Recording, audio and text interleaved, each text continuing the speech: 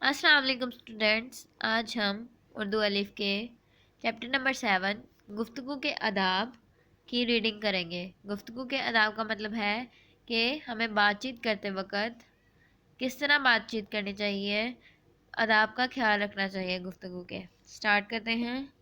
جب ہم دوسروں سے بات چیت کرتے ہیں تو اسے گفتگو کہتے ہیں۔ گفتگو کے آداب کا مطلب یہ ہے کہ بات چیت اچھے طریقے سے کرنا۔ اللہ تعالیٰ نے فرمایا ہے کہ لوگوں سے اچھی بات کرو۔